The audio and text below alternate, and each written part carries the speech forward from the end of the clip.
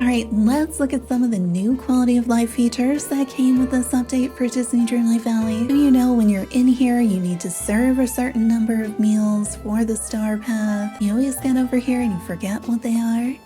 Well, now when you're cooking, you have a whole new menu for finding the recipes. It is incredibly slow to come up on Switch. But you can see now we have everything. We have meals for quests. The next one down, meals for the restaurant. So now instead of having to search through everything alphabetically, recipe by recipe, we can simply select them here. I like that it also shows us who the order is for. Down here, we can favorite recipes. So if I go up here, I know I make a bunch of berry salad. We can use the left button or whatever it is for you. Right underneath it says mark recipe. On Switch it's that left bumper button. Click that and then hit A to mark as favorite. And now when we go over here, scroll down to the heart. Any of the recipes I put that heart on will show up here for quick access. So I could see this being really useful for Star Path 2. Have your favorite 1, 2, 3, 4, and 5-star recipes. And that way if you have to make a bunch of them really quickly, just go here. The gifts, we can now see any of the villagers who have favorite gifts that we might need to cook. Over here, it looks like pretty much everybody has something today. Some of them even are requesting things I have never made before because I haven't bothered to make all the recipes. I think a lot of these come from the DLC or quests I haven't done yet. So many of them. And then on the final one, it tells us things that could be cooked right now. Interesting. So are these things I have the recipes for and the ingredients for? I thought this was going to be a part of the slow cooker. Looks like it's just showing us things we can make. In addition, if you see in the top right, it says search and filters. On Switch, that's the right button, that little bumper button. And then we can type in here to search for something. Maybe I want to see everything. It says berry. We do need to hit plus. Make sure you're applying the filter. And now I can see all of my recipes that have the word berry in the title or the word berry in an ingredient. As you can see, I have raspberry cupcakes. I also have oolong tea because it's made with a berry. Charlotte cake uses berries. So it'll search the word for you in the recipe name or in the ingredient name. If we go back to search, we can also narrow it down by meal type. So if you only want to look for desserts, and you can narrow it down by ingredient type. Does that mean recipes that use these ingredients maybe? I'm gonna keep my berry search term and just see what happens. So yeah, now I have things that use the word berry. They have fruit and they have wheat in them. So I'm guessing raspberry and wheat is gonna make a jam sandwich. So if you want to figure out recipes, it feels like this could help you do that too, since it will search recipes that you don't have yet. So if you don't want to look up the recipe, but you do want to do a little detective work, this gives you a new way to do that. But I could see these being somewhat helpful if you're looking for things where it says you need to make a seafood dish for the star path or cook with spices. This gives you some ideas this way. So this is going to make things so much easier when we're cooking. Another quality of life feature you'll find in your inventory. When you look at your inventory, if one of the items in your pocket is a gift for someone that day, one of their favorite gifts, you'll see a little gift icon on the item, and then down in the bottom right corner you'll also see who that's a favorite gift for. So you can see this flower is a favorite gift for Fairy Godmother today, and pumpkins are a favorite gift for Crystal. In addition, it'll tell you if it's part of Dreamlight Valley or the DLC as to where you can get the items. That one's a bit less useful for me. Another quality of life feature, now when you're placing a house, one of your own second house skins. So let's place this one. So once you place the house, and this is a second house, not your main house, sometimes you don't want to see the mailbox here. Maybe you're making a bunch of shops, or you just don't want those notifications coming up. If you go inside the house, and this doesn't work on your main house, only on these, if you go to expand house, you'll have a new option here, mailbox on. And you can change it to mailbox off. And now when we go outside, and now the mailbox is gone. So this is going to give you a little bit more flexibility in decorating. Another thing that gives us flexibility in decorating, if you go inside your main house or any of the others, and you go to that expand house menu, click on it. Now in any of those side rooms, or even your main room, you can adjust the size of the room. On the bottom right, it'll tell you which button you need to hold in order to resize. On the Switch, it's X. When you hold it down, you'll see the controls on the bottom right for how you can adjust the size. On the Switch, I need to use the D-pad. I cannot do this using the joystick. Let's make it long and skinny. I think this is my main room. I can't go any bigger than 12 in either direction. Okay, in order to unlock this different size room, even though it's smaller, we do need to pay coins. So that's going to be 2K for my main room. I'm changing the shape of a room. I didn't add a new one, and I'll remove furniture if you have furniture in the room. So maybe that's one way to clean up quickly. And now you can see my main room is a different size. I'm going to change this back room to a different size. I'm going to make it even bigger than it is right now. It won't let me for some reason. Oh, there we go. Make sure you are clicked into this box when you're trying to do it. Otherwise, the controls won't work. I can make it wider, and I can't make it bigger front to back. Interesting. So I could make it this way. I wonder if that's because of where it is. If I want to expand it just by 2 squares, it's going to cost me 5K. What if I want to make it smaller? What if I want to make it really narrow? Okay, now it's only 2K. That's my original size. What if I go 1 step smaller? 3K. 1 step bigger? 5K. Okay, I don't really want to pay them more. Let's check this one on the side. Is it the same thing? So I can make it wider. That would cost me 5K. Can I make this one longer? No. Interesting. So you can't change the side rooms in the same way you can the main room. For whatever reason, you can't make them teeny tiny rooms. You can only adjust the width. All right, I am in my second house.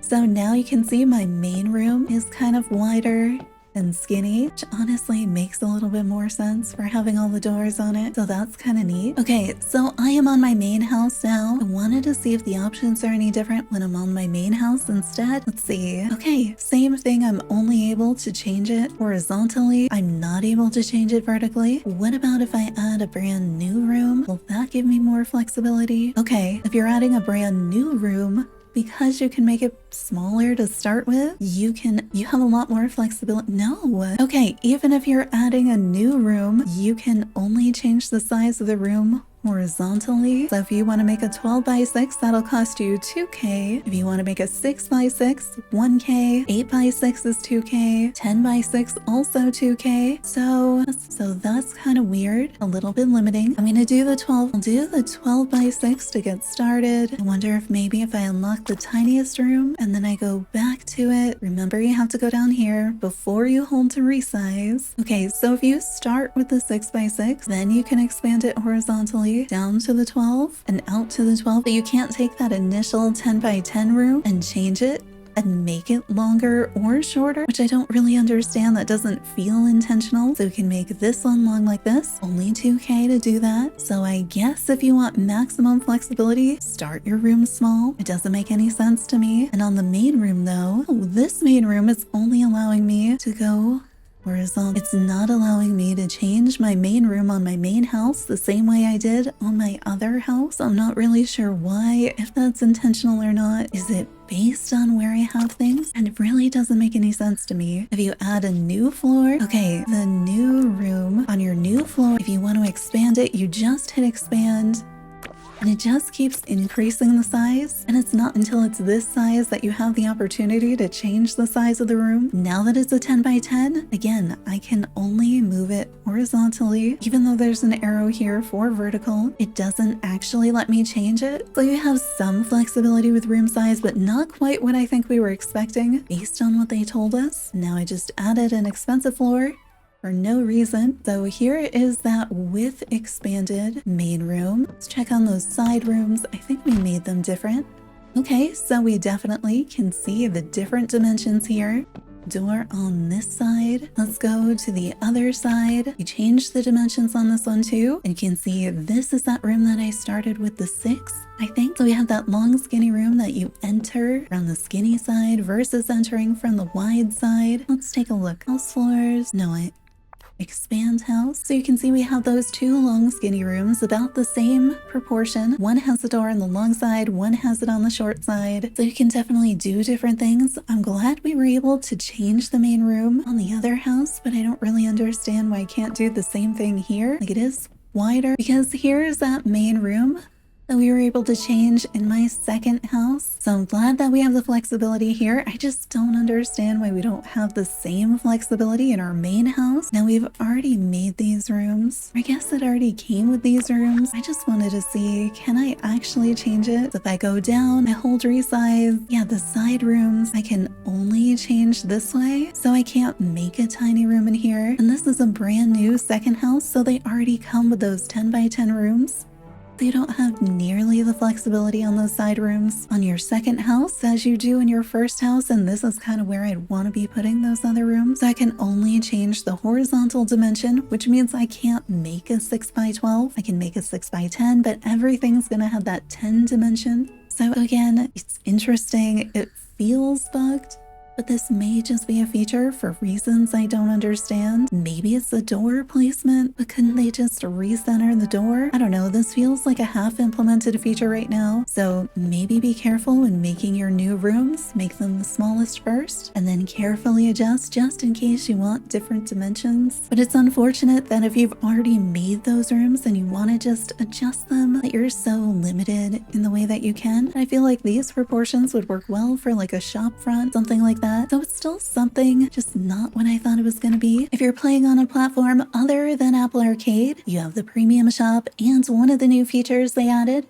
is the ability to pin items. So if you thought, I think I want this cloud cottage, but I don't really have the moonstones right now, or I want to think about it, and I may want to think about it for more than 6 days. When you're hovering over it, if you look in the bottom right corner, we have a new control, save bundle. For me on Switch, it's X. If I hit X, you can see it's now pinned, and I get a new section in my premium shop, saved bundles. And this way, if I need a bit more time to think about it, it's going to stay here until I remove it. And it looks like this does work with the limited time deals too. So I'm able to pin 2 things at a time. And according to what they say, it does sound like these are going to stay past that 6 days where it refreshes as long as you don't change them. But I don't know if this pricing is going to stay this way past that 6 days when it refreshes. And this way you could also pin things from your recommended. So I wonder which one it'll replace if I try to pin a 3rd item. So if I do try to pin a new item when I already have 2 pins, it's going to tell me I've already reached the limit. So I need to go back to my saved, which are down here, and then pick which one you don't want to pin anymore. You'll have a confirmation screen, unpin, now we're back here, and then you can pin something else. So I feel like this helps a little bit with the FOMO, gives you an opportunity to save up some of your moonstones, do more weeks of dream snaps so you can save up for an item. So that's definitely a welcome bonus. Another feature they said they added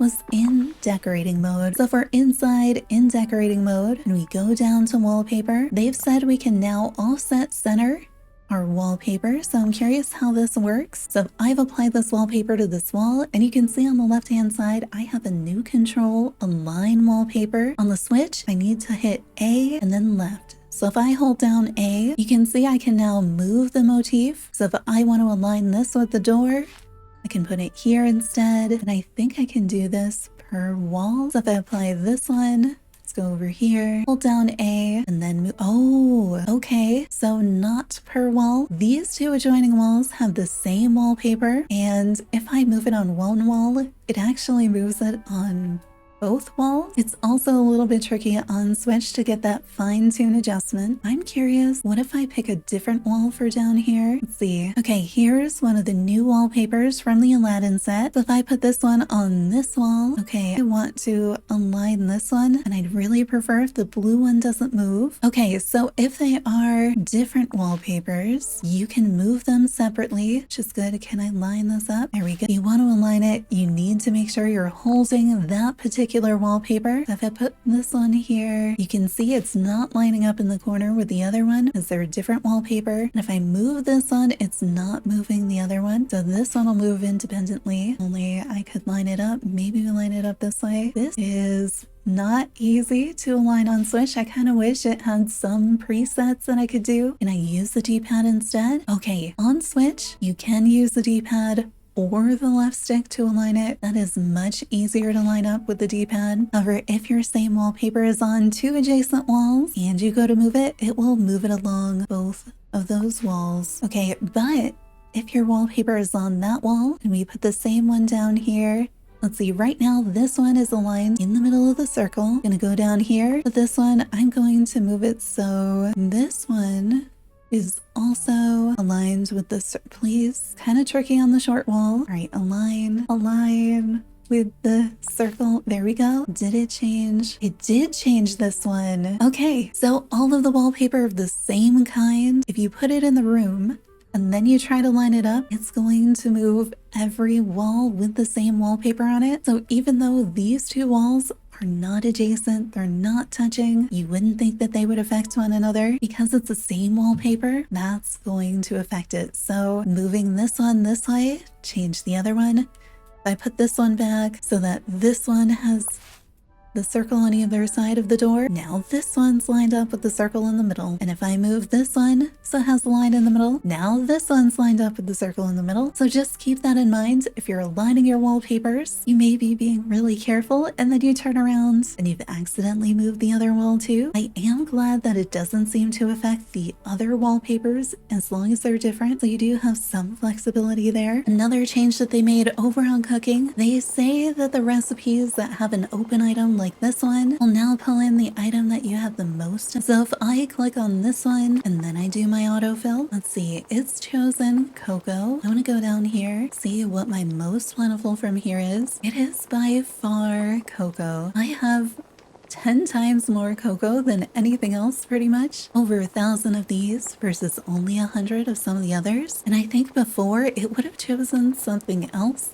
So that's definitely an improvement. If that is now not wasting my ingredients, we do have an additional quality of life item. However, it's going to be locked behind a quest. We have a new slow cooker coming. I'll probably cover that in a separate video on how we unlock it and how it works, but I'm pretty sure we're going to unlock that with the slow and steady quest from Tiana. So hopefully this gives you a look at some of the new quality of life features that just came to Disney Dreamlight Valley today with the new Tales of Agrabah update. If it did, consider giving the video a like to help others find it as well. Subscribe for more Disney Dreamlight Valley and cozy gaming content, and turn on notifications to find out the next time we go live. Hope to see you there.